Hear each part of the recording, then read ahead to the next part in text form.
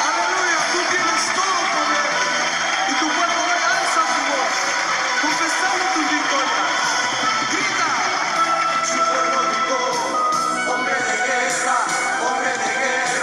es Jehová. Su pueblo gritó, hombre de guerra, es Jehová. Jehová apareció. ¿Qué tal? ¿Cómo están? Buenas noches. Dios les bendiga. Lunes al fin. Bueno, para muchos es principio de semana, para nosotros es final de barra de transmisiones de todas las que hacemos el fin de semana. Pero es un gusto que ustedes estén aquí. Que bueno, esto es Plan de Vuelo. Esta es una transmisión totalmente en vivo de la comunidad cristiana Masada Adulam. Mi nombre es Israel Chapa. Esta noche están aquí con nosotros Chicha Pacato, Axamadai, Nara Castro, Ivette Castro, Idalia Castro. Reciban un saludo y una bendición de toda la familia en general. Es un gusto que estés buscando de Dios. Es un gusto que a pesar de todo lo que esté pasando, pues puedas darte un tiempo para buscar de Dios. Este es Plan de Vuelo.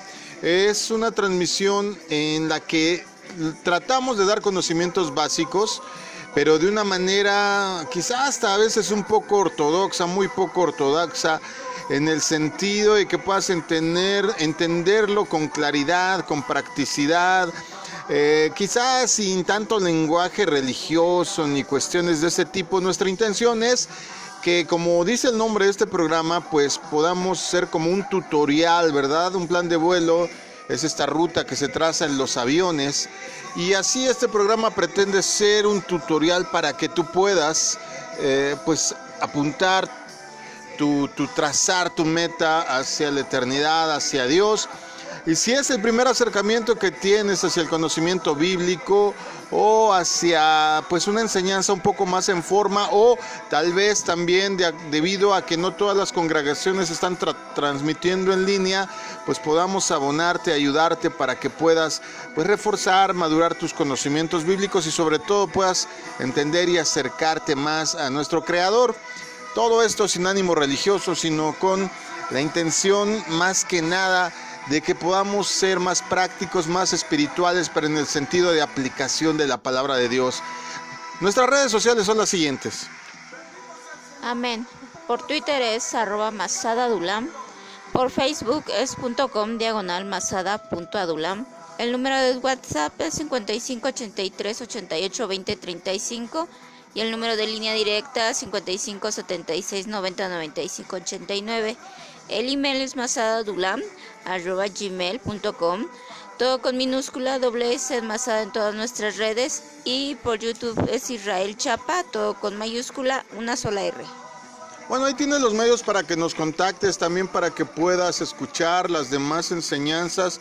Todas las transmisiones que hemos hecho en una gran parte están en audio y las vas a encontrar aquí en nuestro canal de YouTube. Pero también tenemos archivos en nuestra página de Facebook Masada Adulam, y sobre todo en el grupo Hermanos tenemos todas y cada una de las enseñanzas por escrito. Si tú eres más de los análogos que les gusta leer quizá un poco más, y puedes inclusive complementar la información escrita con el audio, todo está a libre disposición para que tú puedas escucharlo una y otra vez o en los instantes en donde te busques un espacio de tiempo. Vuelvo a repetir, nuestra intención desde luego es sobre todo presentarte a Dios, presentarte el plan de salvación, presentarte lo que dice la Biblia sin religiosidad, sin fanatismo, sin apasionamiento, hay fantoche, y perdón la palabra, pero no encuentro otra, sino de una manera práctica. Así es que vamos a hablar hoy de un tema que en general es un tema que a mucha gente le interesa. Vamos a hablar de escatología un poco. Recuerda que los domingos en la noche, a las 8 de la noche, estamos tocando escatología en el sentido del conocimiento de lo que nos revelan las escrituras acerca del tiempo del fin. Sobre todo estamos enfocándonos más en el libro del Apocalipsis, pero hoy vamos a tocar de manera un poquito más englobada, más fácil, como muy general de este tiempo. Vamos a dividir la enseñanza en dos partes. Entonces vamos a hablar del futuro, hoy la primera parte, el próximo lunes la segunda. Y si tú necesitas el material para imprimirlo, para checarlo ahí en tus dispositivos, ahí en nuestra página de Facebook está el archivo para que tú lo puedas descargar en PDF, inclusive puedas imprimirlo para que tengas ahí siempre un juego en tus manos, en tu casa, ahí archivado, o inclusive en la nube puedas tener un juego, porque siempre es bueno, ¿verdad?, guardar las bases para darle una repasada de vez en cuando para que no se nos olviden los fundamentos de la Biblia, de las enseñanzas básicas que el Señor nos ha dado. Hablemos pues hoy del futuro. Este discipulado, tú sabes, y si no te lo repito, no te recuerdas, tratamos de empezar a desmenuzarlo con 3 preguntas o 4 en algunas ocasiones básicas, y a través de las cuales pues vamos a estar planteando, digamos, el grosso de lo que vamos a tratar. Estas 3 preguntas o 4 normalmente se contestan solamente con falso o verdadero, sin importar si aciertas o no aciertas. La intención es como que abrirnos brecha para poder empezar, pues ahora sí que a desenredar la madeja, ¿verdad? Así es que hablemos del futuro. 3 preguntas con las que iniciamos, por favor, hermana Dara. Dice, ¿el arrebatamiento es lo mismo que la tribulación? Falso. A los incrédulos les espera un tiempo de juicios horribles. Verdadero. En cualquier momento Cristo podría llevar a sus hijos a su presencia. Verdadero. Pongamos atención a la tercera pregunta. ¿En cualquier momento Cristo podría llevar a sus hijos a su presencia? ¿Tú qué dices? Dara contestó verdadero. ¿Tú qué pusiste? Verdadero también. ¿Tú qué pusiste, Ivette? Falso, ¿Por qué falso? porque hay un momento específico, un día específico. O sea, ¿no puede ser hoy? No, o no sé, hasta que Dios diga. Es que por eso es básico. A ver, espérame. Habla al micrófono, por favor. Cuando regrese cuando regrese por su novia, que viene siendo la iglesia verdadera, ese es el único día en el que puede llevarnos a su presencia, porque si hablamos en cuestión de que si al momento de morir vamos con él, pues no. Entonces nada más hay un día en el cual él nos va a llevar a su presencia. Lo que me gusta es su optimismo, nos va a llevar. Bien hecho, eso es lo bueno. Bueno, normalmente se enseña eso, ¿verdad? ¡Cuídate! En cualquier momento. Y los aviones pueden empezar a caer y se va a estrellar los autos porque van a desaparecer los conductores. Le hacen caso demasiado a las películas de Hollywood. La verdad es que no son tantos como ustedes se imaginan. La verdad es que tocó algunos puntos importantes la hermana Ivette en su comentario. Es verdad que el Señor va a levantar a su iglesia, pero no a toda la iglesia. Ahorita explicamos un poco. A su iglesia, la que hemos denominado novia. Dividimos a la iglesia en 2 sectores, porque así lo enseña la Biblia, así nos lo deja ver. En iglesia novia e iglesia cuerpo de Cristo. Son la misma iglesia, sí, pero hay una separación. Ahí usó la palabra iglesia verdadera correctamente. El otro es que es verdad, no nos podría llevar hoy. La verdad es que no nos podría llevar hoy, refiriéndonos al arrebatamiento. Ahorita vamos a hablar de qué es esto, para los que no están familiarizados con el tema. Pero no podría ser hoy. ¿Por qué no podría ser hoy? Porque sí hay un día determinado, aunque no sabemos qué día es ese día, pero tiene que haber el cumplimiento de las profecías y de las señales que están escritas. No pasará ni un solo punto antes de que esta palabra se cumpla, así está escrito. Entonces, sí vemos varias señales, sí vemos algunos cumplimientos, pero todavía faltan otros tantos. Entonces, aunque el día se ve más cerca de acuerdo a cómo va apuntando todo hacia allá, la verdad es que hoy no podría ser. Sí, esa es la verdad, te pueden decir lo que sea. La verdad es que el Señor ha determinado el día y nosotros tendríamos que verlo no en el sentido de aprovecharnos que no es hoy, sino en el sentido de prepararnos para cuando sea ese día, sobre todo a los que ya son practicantes de la fe, ya se reúnen en una congregación, ya tienen pues la conciencia de lo que es ser obedientes, ser fieles a Dios, buscar estar santificándose constantemente, etcétera. Bueno. A veces la confusión en el mundo, porque la realidad es que el mundo se está convirtiendo en Babilonia. Vamos a hablar de Babilonia, el misterio religioso también el próximo domingo, así lo dije, ¿verdad? El gran secreto, el gran misterio de Babilonia. Pero la verdad es que el mundo está en Babilonia. Y contrario a lo que por ahí los sagaces digan la baba, no tiene que ver la palabra Babilonia con andar en la baba. Tiene que ver con estar confuso. La confusión que ahorita predomina en el mundo es la que nos está, pues digamos, orillando a preguntarnos qué va a ocurrir en el futuro. Desde luego hay muchas personas que se preguntan si Dios está en control, porque parece que todo se ha desbordado. Parece que los buenos mueren, los malos persisten. Según nuestro propio criterio, según nuestro pensamiento, parece que lo malo le pasa a las personas que buscan hacer el bien y buscar de Dios. Y tantos argumentos que podemos tener. Pero recuerda lo que se dijo al principio. Hay una iglesia diferente que busca a Dios, que se esfuerza y se esmera. Y ya vamos a tocar ese tema por separado. Yo después de este tema del futuro, hoy es el primero, recuerda, dentro de 8 días el segundo capítulo cerca de este tema, voy a tocar precisamente eso, cuál es la diferencia entre la iglesia cuerpo de Cristo y la iglesia novia en 2 semanas, para aclararles porque tenemos muchas preguntas al respecto.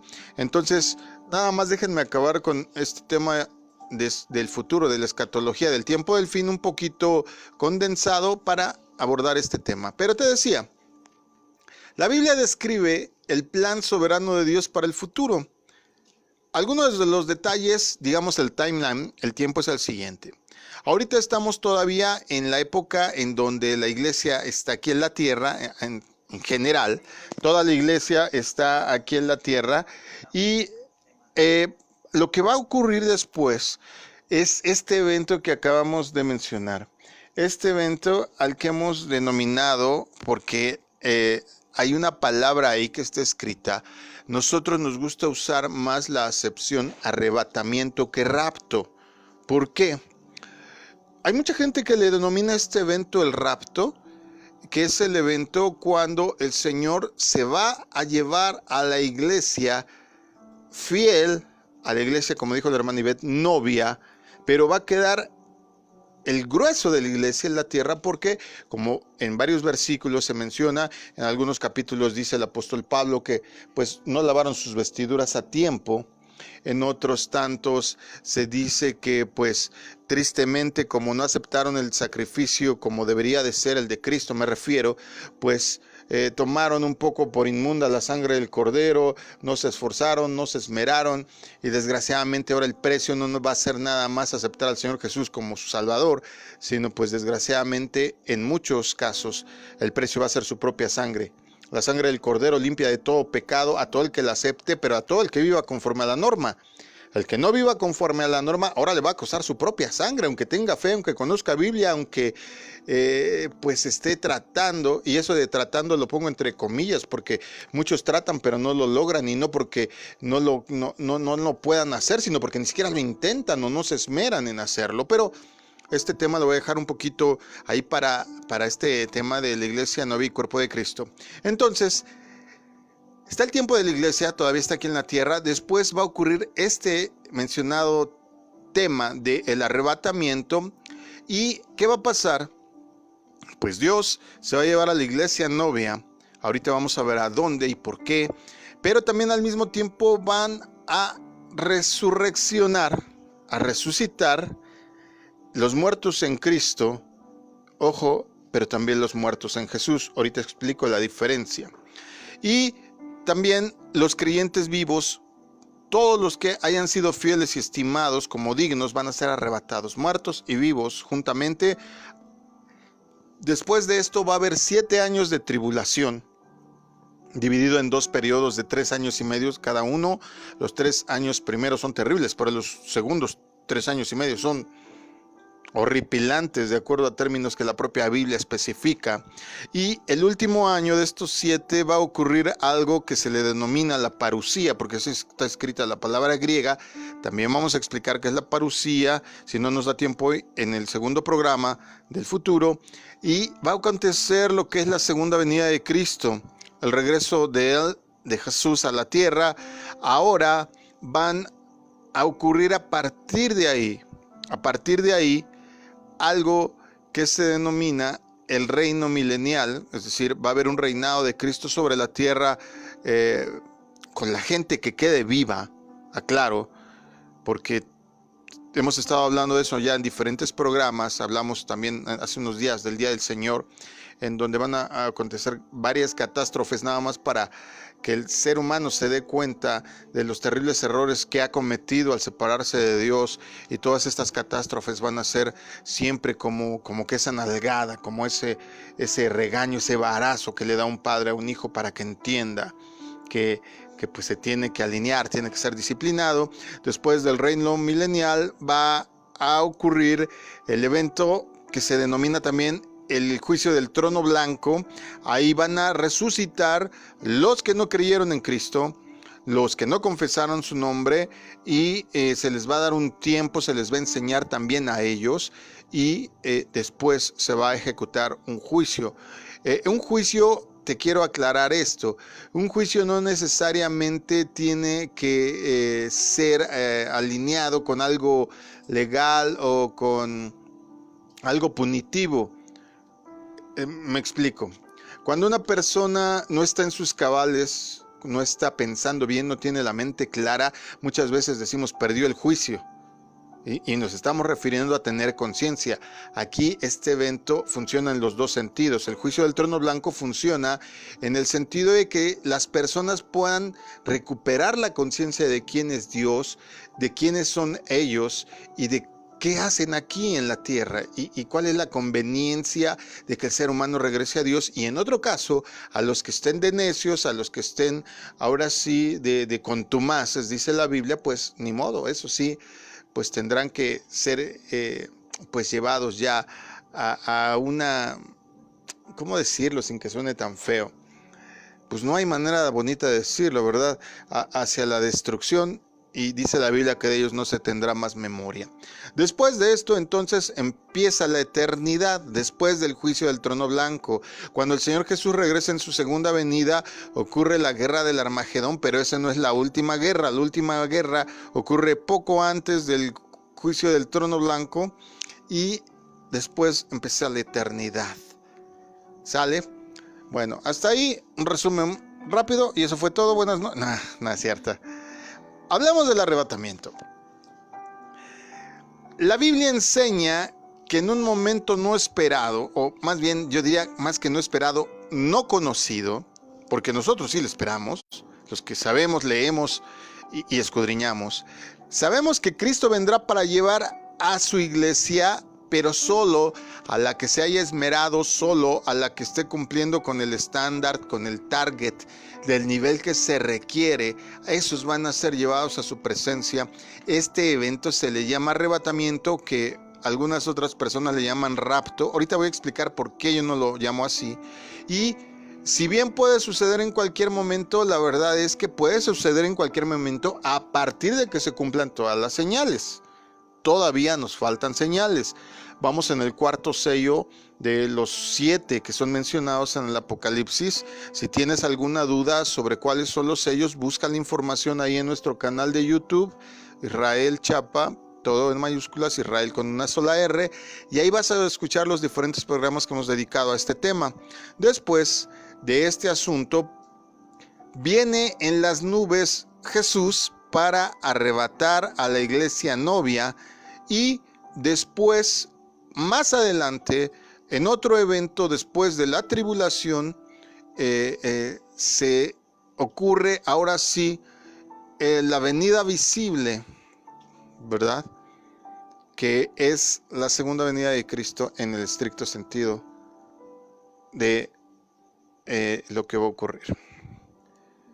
Hay muchas personas que dicen y pelean sobre este asunto de cuándo va a ser levantada la iglesia. Muchos dicen que antes de la tribulación, muchos dicen otros que después. Yo te pregunto a ti, si tienes familia, lo vas a entender perfecto, porque muchas cuestiones que tenemos innatas en nuestra naturaleza y nuestra conducta provienen de Dios.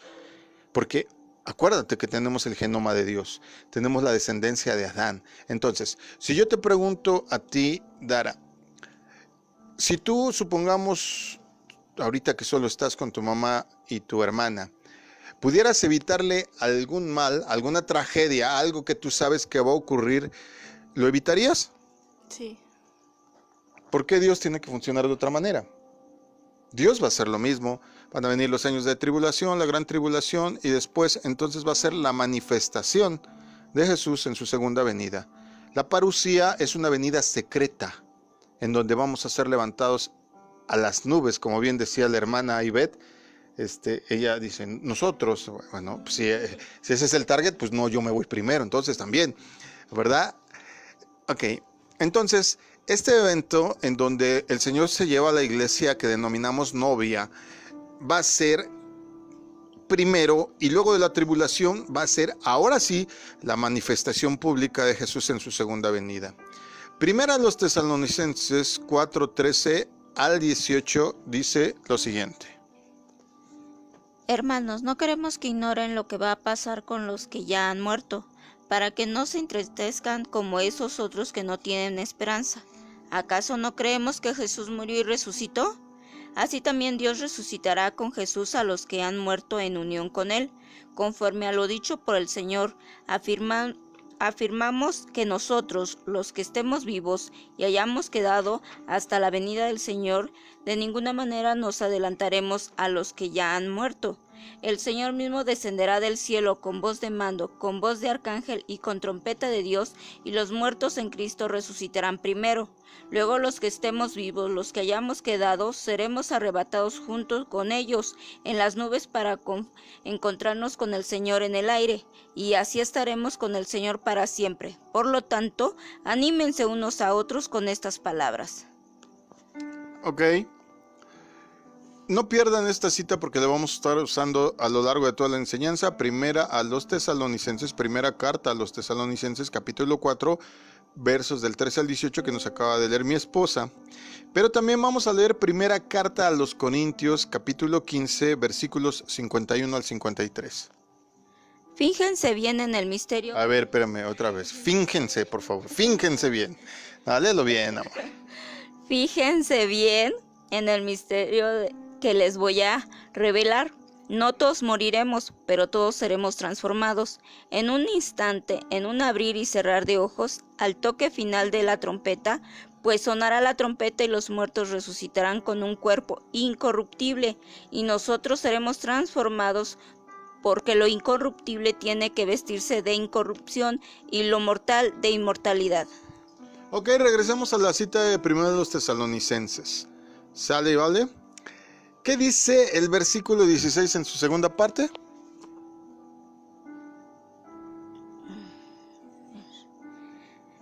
En la segunda parte, nada más. Con voz de arcángel y trompeta de Dios, y los muertos en Cristo resucitarán primero. Ok, ¿quién va a resucitar primero en este evento? Los muertos en Cristo. ¿Luego qué sigue diciendo? Y luego los que estemos vivos, los que hayamos quedado, seremos arrebatados juntamente con ellos en las nubes. ¿Quiénes son los muertos en Cristo? Bueno, los muertos en Cristo, recordemos que Cristo no es un nombre como tal. Cristo es un título, que quiere decir el Mesías y el ungido. Los dos, uno en hebreo, uno en griego, pero la palabra es Mashiach, el Mesías, el ungido, el Cristo. Es el título que se le da a Jesús, ¿verdad? De acuerdo al sacrificio y la labor que vino a hacer. Dice que los que murieron en Cristo resucitarán primero. Esto es, todas aquellas personas que murieron esperando la manifestación de Jesús. Para que me entiendas, todos los que murieron con la fe en que habría de venir el Mesías antes de que naciera, y fueron fieles y esperaron y respetaron y tuvieron vidas esforzadas para lograr este estándar, todos los del Antiguo Testamento, es decir, antes de que naciera, son los muertos en Cristo. ¿Quiénes son los muertos en Jesús? Los que ya naciendo Jesús, conociendo a Jesús o conociendo las enseñanzas que Él nos lega, que nos deja y que están registradas en el Nuevo Testamento a partir de su nacimiento. Y quiero pensar, por ejemplo, de esta mujer profetisa que lo esperaba anciana en el templo cuando lo llevaron después del destete, cuando era bebé, también en este hombre Simeón. Y de ahí para acá, todos los que murieron en la fe sabiendo que Cristo, que el Mesías ya estaba manifiesto, esos son los muertos en Jesús. Son dos rangos diferentes. Unos nacieron con la esperanza de que vendría, otros ya sabiendo que había venido y creyendo en Él. Ahora dice que los muertos en Cristo resucitarán primero. Y el 17 dice que luego nosotros, los que vivimos, los que hayamos quedado, es decir, los que permanezcamos firmes. Cuando dice los que hayamos quedado, no se refiere a que haya pocos en el sentido de número, sino a los que perseveraron. Los que a pesar de las cosas están perseverando, podemos decirlo de otra manera. Dice que seremos arrebatados juntamente con ellos, es decir, con los muertos en Cristo, en las nubes para recibir al Señor. ¿En dónde? En el aire. Ok.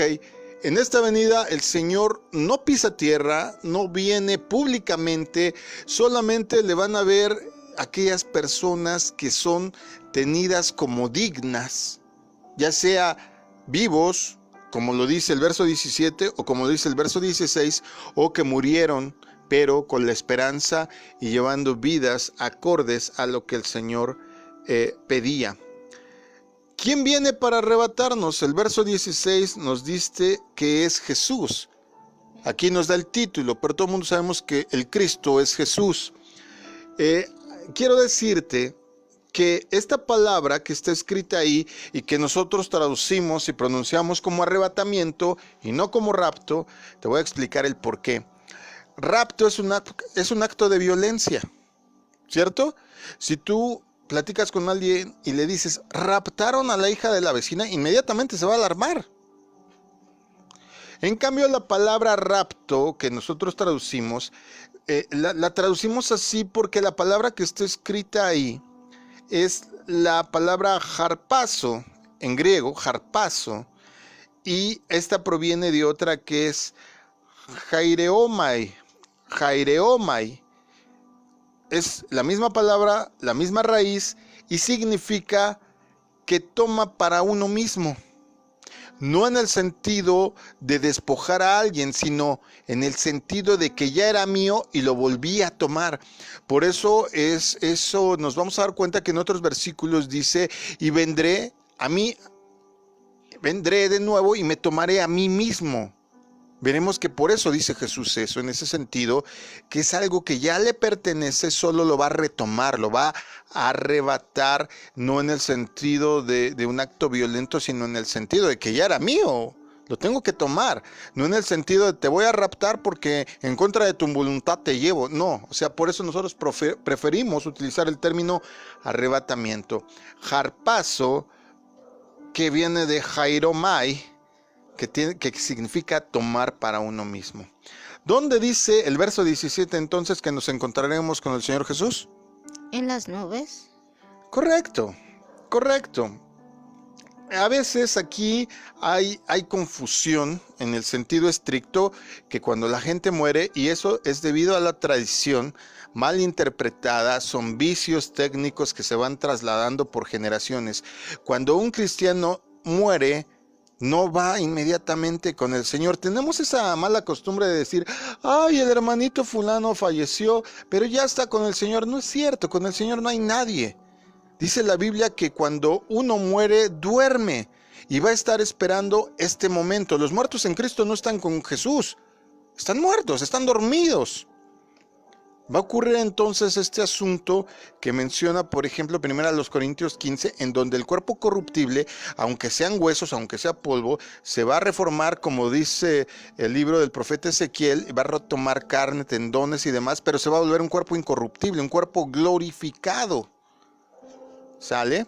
Ya no sujeto a las leyes de la materia. Ahí ya no va a aplicar la primera ley de Newton, ni la segunda, ni la tercera ley de Newton. Ahí ya no vamos a estar sujetos a las leyes físicas. Este asunto va a hacer que vayamos al cielo. Aquí viene otra confusión. ¿A qué cielo? A este primer cielo, al que vemos. A ver, ¿cuál es el primer cielo? Este que vemos. Sí, yo puedo prender mi compu y ver el universo. ¿A ese te refieres? Al cielo físico, a este que envuelve la atmósfera. Por eso dice que nos reunimos con él en las nubes. Acuérdate que la Biblia menciona que hay 3 cielos. Primer cielo, el cielo físico, la atmósfera, la ionosfera. Segundo cielo, el universo, el cosmos. Tercer cielo, donde está la presencia de Dios. ¿Sale? Porque ese también es un error común. El reino de los cielos, cuando dice que vamos a ascender al reino de los cielos, mucha gente piensa que va a estar delante de la presencia de Dios. Es un error. La Biblia dice que inclusive en su segunda venida, la nueva Jerusalén, la Jerusalén celestial, bajará al cielo físico. No vamos a ir para allá, nada más vamos a ascender a este cielo físico. Pero la presencia de Dios va a bajar a través de esta ciudad a este mismo cielo. Y propiamente no es una ciudad como que te lo imagines. Si tú ves las dimensiones, ya nos hemos enseñado, en realidad es como un cubo. Ya tocaremos ahí. Se me olvida que hoy es básico, ya me estoy yendo más profundo. Bueno, entonces, ¿dónde nos encontraremos con el Señor? En las nubes. ¿Dónde estaremos después del arrebatamiento? ¿Cómo dice el verso 17? Luego los que estemos vivos, los que hayamos quedado, seremos arrebatados juntamente con ellos en las nubes para encontrarnos con Él en el aire. Final. En el aire. Final. Así estaremos con el Señor para siempre. Ok. Estaremos siempre con el Señor. Este versículo también sacado de contexto ha hecho que la gente se imagine que va a estar en contemplación viéndolo todo el día embelesado, como cuando los niños están viendo la televisión y les hablas y ni te hacen caso, ahí tocando su arpita con sus alas. No es tal. Al hablar que vamos a estar siempre con el Señor, el sentido no es de estar físicamente siempre ahí pegaditos a Él, sino estar siempre en la cobertura, siempre en su unción, sí, a veces en su presencia física, pero también trabajando y colaborando para Él. Recuerda que todavía hay una gran labor después de la tribulación, inclusive para reeducar a todas las personas que queden. ¿Y sabes qué? Ese va a ser trabajo de los arrebatados. Cuando dice la Biblia que el Señor en su segunda venida, Jesús en su segunda venida, sea visible, dice que viene con una inmensa nube de testigos. ¿Quiénes son esos testigos? Los que se llevó en el arrebatamiento. Ya vamos a hablar en la segunda parte de esta enseñanza cuál es la labor de esos testigos.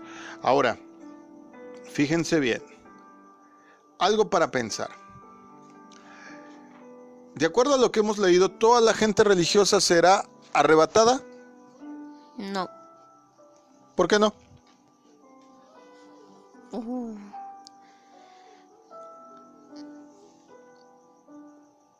Porque como usted lo dijo, o sea, son religiosos, hay veces que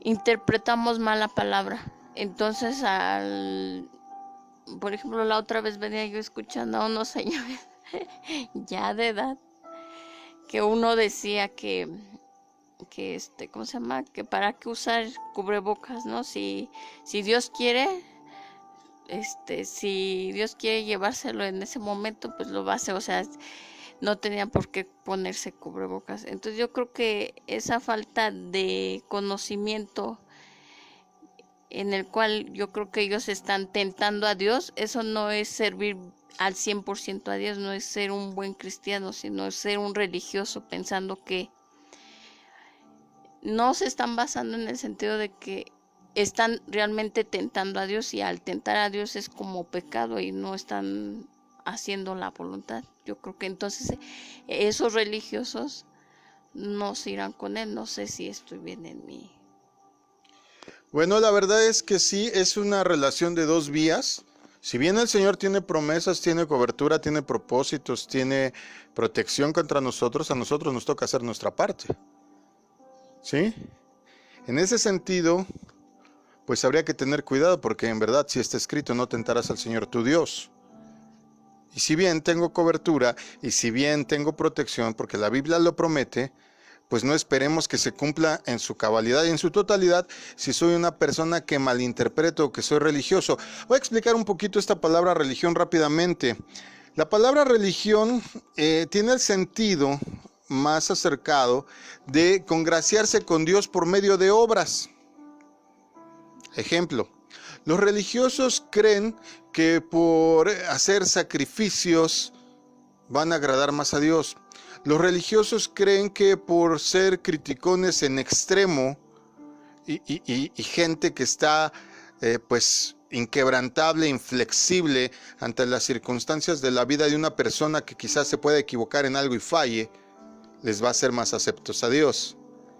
Y este asunto de la religiosidad, en realidad lo que provoca es intolerancia, implica pues que se vuelvan personas, pues como dirían en mi barrio, castrantes, como dirían las personas, los chavos hoy en día, castrosos. No sé por qué utilizan esa palabra, no existe, pero así dicen. Ay, qué castroso eres, porque así son las personas religiosas. ¿O a poco te cae bien a ti una persona que extremadamente, no sé, hace actos creyendo que con eso va a agradar a Dios? A Dios lo que busca es el corazón puro y las enseñanzas cumplidas, que el Señor pueda provocar un cambio de actitud en ti, porque tú quieras cambiar, porque te des cuenta que es lo mejor, no porque tengas que. Los 10 mandamientos son más que nada, es la ley de Dios en sentido legal, pero tienen una aplicación práctica más que ser una obligación. No sé si me estoy dando a entender. Prometí que íbamos acabando los temas de los viernes. Voy a atacar también el tema de los 10 mandamientos. Ahorita estamos hablando de Jesús los viernes. Pero en el sentido de la religiosidad, pues no pueden ser estas personas tomadas como iglesia novia. Te voy a poner un ejemplo. Los fariseos, que eran una secta de los religiosos que estaban en la tierra cuando el Señor Jesús anduvo aquí, había 3 tipos de sectas entre las personas religiosas en ese momento: los fariseos, los saduceos y los esenios. Unos creían en una cosa, otros se apegaban a otra, y otros de plano decían: yo no me llevo con ustedes, y se fueron y se alejaron y vivieron en cuevas, que es donde han encontrado los rollos del Mar Muerto. Todos ellos eran judíos, pero ¿cuál es el problema de ser religioso? Pues, como el Señor Jesús los criticó, se vuelven sepulcros blanqueados. Tienen una falsa apariencia de bondad, de piedad, de santidad, pero por dentro a veces estamos peor que tumbas llenos de podredumbre. El Señor la trae contra la religiosidad, porque en sí la religiosidad busca congraciarse con Dios por medio de obras. El que tú hagas una manda no provoca nada. El que tú hagas ayunos desmedidos, sin entender que el ayuno no es una herramienta para que Dios haga tu voluntad, sino para reconocer que Dios tiene control, y así como nosotros necesitamos alimento y bebida para sobrevivir, igualmente necesitamos de Dios. Ese es el fundamento del ayuno, no que voy a ayunar para que Dios me conceda eso. Ese es un error, y esos son errores que se han venido trasladando con el tiempo. Entonces, en realidad, ¿la gente religiosa será arrebatada? La respuesta es no. Hay personas que dicen ser cristianas, pero en realidad no lo son. ¿Tú qué dices? ¿Será cierto o falso? Cierto. Si yo te pregunto qué es un cristiano, ¿qué me dirías? Alguien que lleva a cabo en su vida, alguien que lleva a cabo en su vida diaria las enseñanzas y las instrucciones que vienen en la palabra de Dios. Jesús dijo que tendríamos que ser como Él. De tal manera Pablo lo dice de otra manera.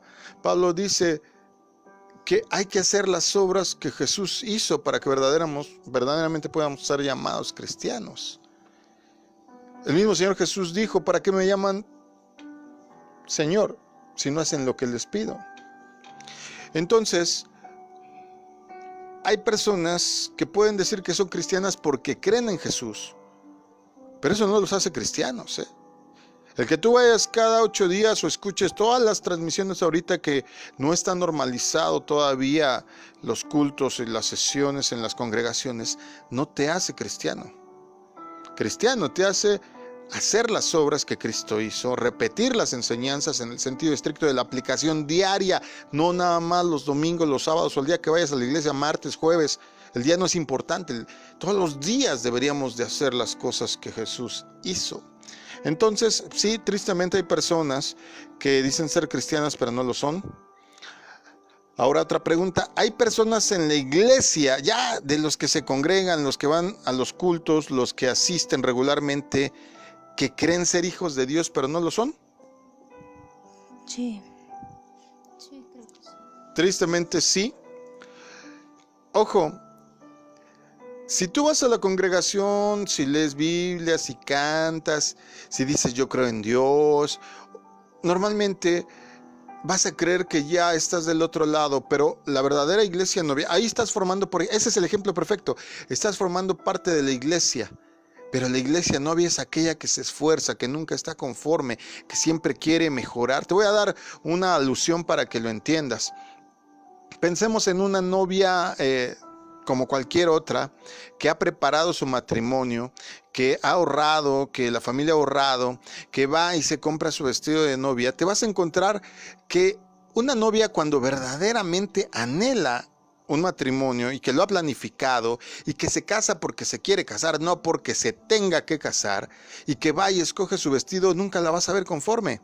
El día de su boda va a decir que le faltó que le hicieran el peinado de otra manera, que tal vez le necesitaba los otros zapatos, que su vestido necesitaba tal ajuste, porque esa es la particularidad de la novia. La novia siempre se quiere ver bien para el esposo.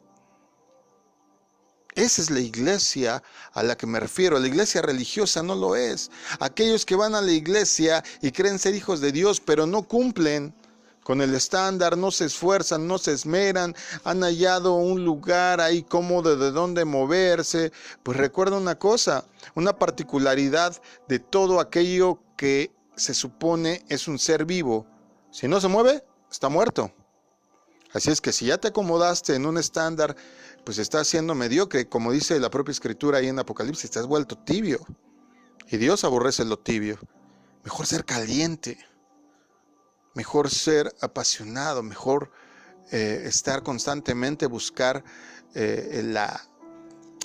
pues el mejoramiento personal acerca de la espiritualidad. Hablaba con mi esposa hace unos días y hablábamos tristemente de que hay mucha gente mediocre. ¿Mediocre en qué sentido? En que no tienes aspiraciones, no tiene metas, con que ahí vaya pasándole en la vida y ay, pues mientras tenga poquito y así. Y si bien Dios dice que mientras tengas que comer, que beber, Él se ocupa de tus cosas, también el Señor tiene propósitos y planes para ti. Dios dice que no te conformes. Escucha la palabra, no te conformes. Pablo lo vuelve a citar, no te conformes con este mundo. No tomes la forma del mundo. No seas mediocre. Y desde luego que esto primero aplica en el plano espiritual. Entonces, sí, tristemente en la iglesia hay muchas personas que creen ser hijos de Dios. Pero recuerda una cosa, puede ser creación de Dios, pero hijos solamente aquellos que lo obedecen, lo honran y aceptan su sacrificio como único y verdadero. Así dice Juan, Evangelio de Juan 1, verso 12. Ahí lo puedes leer cuando gustes. ¿Qué pasará con esta gente? ¿Qué pasará con estos que aún dentro de la iglesia creen que se van a ir en este evento llamado arrebatamiento? Pues tristemente, como no emblanquecieron sus vestiduras, aquí hay una analogía. Fíjate cuán importantes son las analogías, las alegorías. Dice, por ejemplo, en una cita que las obras justas de los santos, de aquellos que se buscan imitar el carácter de Dios, es lo que lava tus vestiduras espirituales. Si tú no tienes obras justas, no estás lavando tus vestiduras. Si no eres misericordioso, no estás lavando tus vestiduras. Si no eres perdonador, al contrario, te vas a volver amargado. Hace unos días estaba hablando con mi hija tiene 11 años y me estaba preguntando qué provoca la amargura. La amargura ocasiona 7 enfermedades, una de ellas es la esterilidad. Todos los problemas de la matriz, de la cuestión de la impotencia en los hombres, de la cuestión de enfermedades en los ovarios y cosas, todas estas cosas vienen por amargura. Es una de 7 enfermedades que te provoca la amargura, imagínate. Ojo con eso.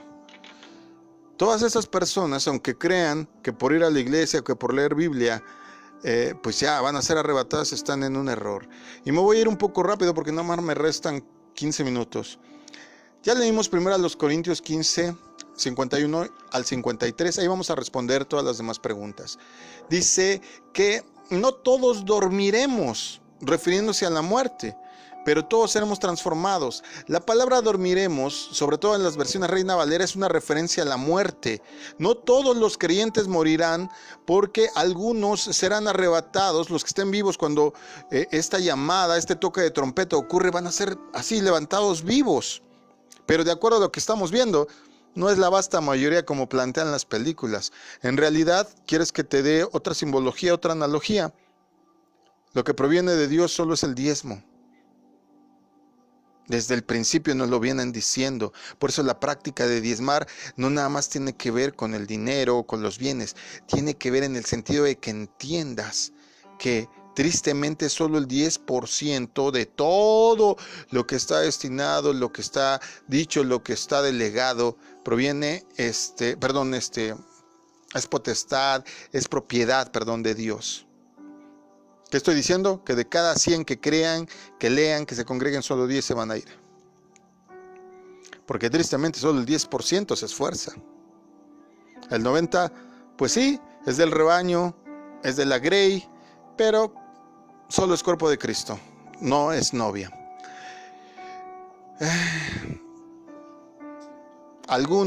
Solo algunos creyentes que cumplan con los estándares van a ser arrebatados.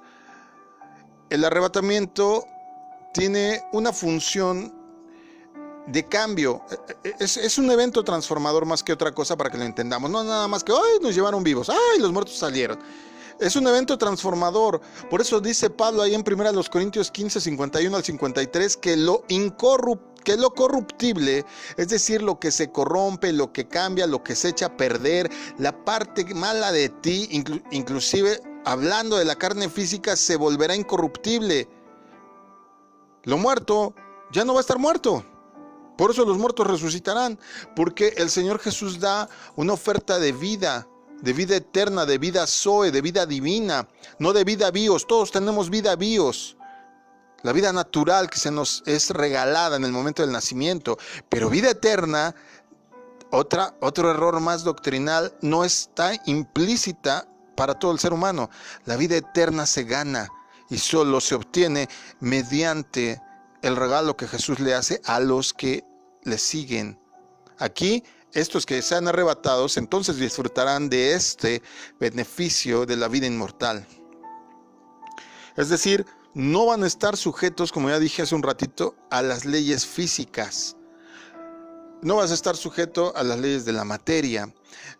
No vas a tener peso, no vas a tener volumen, y aunque te vas a ver igualito, vas a tener la capacidad. Por ejemplo, la Biblia dice que de trasladarte a la velocidad del pensamiento. Aquellos que les gusta el manga y ven Goku, mira, lo que hace ese tremendo en la caricatura, lo vas a poder hacer si es que tú eres de estos privilegiados. ¡Pum! Con la velocidad del pensamiento estás en Turquía. ¡Wow! Bueno, quién sabe si queda Turquía de pie después de todo lo que ocurra. Pero ese es, para que me entiendas, una de las bendiciones, de los privilegios que van a ocurrir. ¿Cuánto va a durar esta transformación? O más bien, ¿cuánto se va a tardar en ocurrir esta transformación? El verso 52 de ahí de 1 Corintios 15 dice que va a ser en un abrir y cerrar de ojos. La palabra que está ahí escrita en griego es gripe. Y se refiere a un espasmo de ojo. ¿Has visto alguna persona que de repente involuntariamente como que cierra el ojo y lo abre rapidísimo? A eso se refiere, no nada más a que tú hagas, guiñes, cierres tus ojitos. No, es algo, ¡boom!, involuntario, es un espasmo. La palabra correcta traducida es un espasmo y se refiere al espasmo del ojo. Por eso lo tradujeron al español como un abrir y cerrar de ojo, pero es más un espasmo así de esos como que de repente, ¿te ha pasado? A veces también tú estás viendo, ay, no sé qué me pasó. A mí me ha pasado a veces y hasta me dice la gente, ¿por qué me guiñas? No te guiñé. Sí, cómo no. Ya después me doy cuenta que en verdad fue un hecho que yo no tenía control, ¿verdad? En ese momento. Bueno, rápidamente te hablo de la tribulación. ¿Qué son estos 7 años que siguen? La Biblia enseña que después del arrebatamiento de la iglesia vendrán 7 años de tribulación sobre el mundo. La palabra que está escrito ahí en Mateo 24, 21, ahí se habla de la gran tribulación, es Dislipsis. Por eso lo pronuncié así. Es que en el griego también está difícil. Dislipsis, que quiere decir presión, propiamente significa presión. Esto se entiende entonces como estrechez, aflicción, angustia, atribular, persecución. ¿Cómo te sientes cuando tienes tribulación, cuando tienes problemas? ¿No sientes una presión sobre el pecho? Así es a lo que se refiere el tiempo de presión en el pecho, el tiempo de la aflicción, podríamos decirlo de esta manera para entenderlo. Dice Mateo 24, 21 que entonces habrá gran tribulación como no la ha habido desde el principio del mundo hasta ese momento, ni la habrá. Inclusive el verso 22 de Mateo 24 dice que no habría sobrevivientes si no fuera por la intervención de Dios para terminar esa época. El libro del Apocalipsis describe el tiempo de la tribulación de esta manera. Fíjate bien. Comienza después del arrebatamiento de la iglesia, es decir, la iglesia se va, se libra de todos estos problemas y empieza el sufrimiento. Ahora sí, diría mi mamá, empieza la sufridera. Será un tiempo cuando Dios dé rienda suelta a su ira en contra del sistema que mantiene engañada a la humanidad. Lo dice Apocalipsis 14, versos 19 y 20. Habrá 3 series de juicios: los sellos, las trompetas y las copas. 3 tiempos de juicio. Lo puedes leer en Apocalipsis 6, 8 y 9. También el mundo entero caerá bajo el dominio del anticristo, declarado enemigo de Dios y de su pueblo. También dice que en este tiempo muchos de los que desean seguir a Dios serán perseguidos. Ahí está la iglesia que se quedó, la que no cumplió, la que no se esforzó, los cadochos, los que leían medio versículo en la mañana, los que creían que decir Dios bendiga todo lo que caiga en mi barriga, ya era suficiente orar por los alimentos, los que no se volvieron religiosos y aparentaban más que cumplir con los requerimientos, los que creyeron que usar faldas largas era el requerimiento, no pintarse, no sé qué otra cosa, vestir de traje, hacer obras que fueran muy aparentes, muy hipócritas, pero en realidad por dentro no han cambiado. Ahí están. Apocalipsis 6, 9 al 11, 7, verso 9 al 14 y 20, verso 4. También habrá una persecución muy fuerte en contra de Israel, del pueblo de Dios y sus descendientes. Lo dice todo el capítulo 12 de Apocalipsis, lo dice Mateo 24. Habrá muchas religiones falsas. Desde ahorita ya están funcionando varias. Y todas ellas van a desembocar en adorar al anticristo. ¿Cuándo va a terminar la tribulación? Cuando Cristo regrese a la tierra para juzgar la maldad de los seres humanos y establecer su reino. Terminamos leyendo Apocalipsis 20, versículo 4. Apocalipsis 20, verso 4, dice lo siguiente.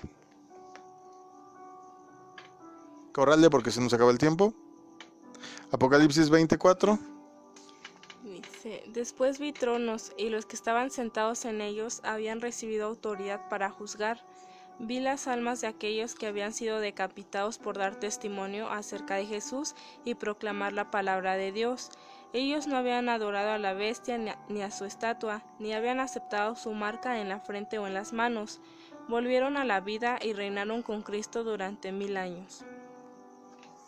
Ok. El precio va a ser, a pesar de todo lo que esté pasando, ser fieles.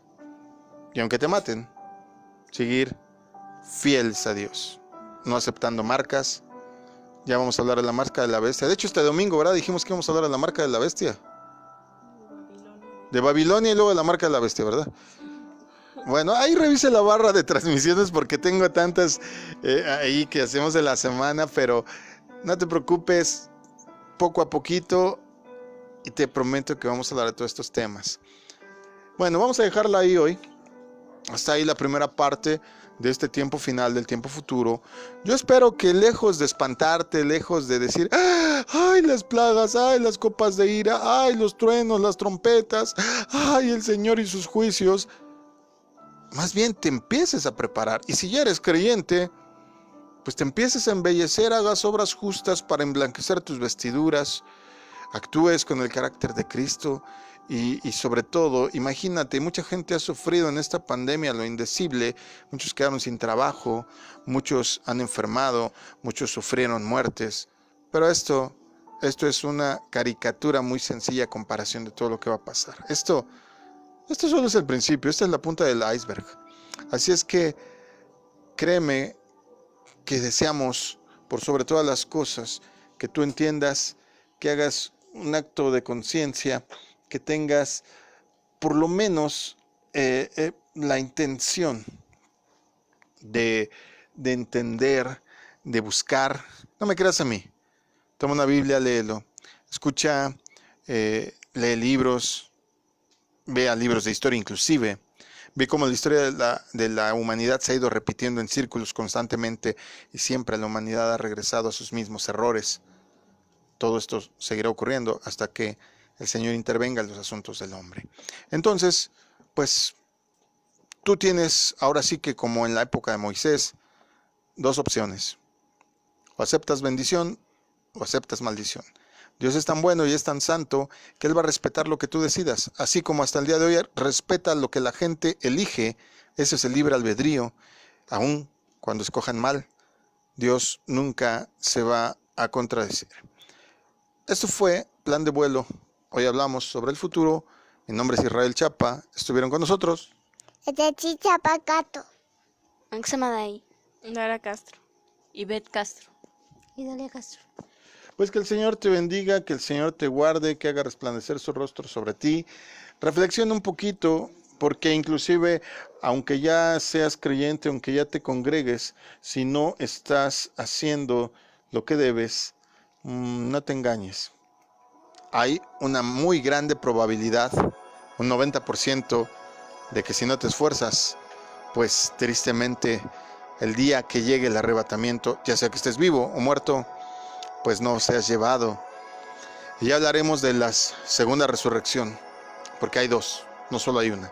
Hablaremos de la segunda resurrección, todo esto dentro de 8 días. Dios te bendiga, disfruta lo que queda del lunes, ten una excelente semana. Nuestra oración es que los que han perdido su trabajo lo recuperen, que los que han perdido su salud la recuperen. Créeme que si tienes alguna necesidad, contáctanos, nos daría mucho gusto orar por ti. Esto fue una transmisión de la Congregación Cristiana Masada de Ulam. Y pues en el futuro, si algún día nos quieres visitar, en nuestras redes está la dirección. Dios te bendiga. Dios hasta el día de hoy sigue llamando. Sigue haciendo la invitación a que te libres de todo eso y a que formas parte de familia. La pregunta es, ¿escucharás el llamado? Shalom a todos.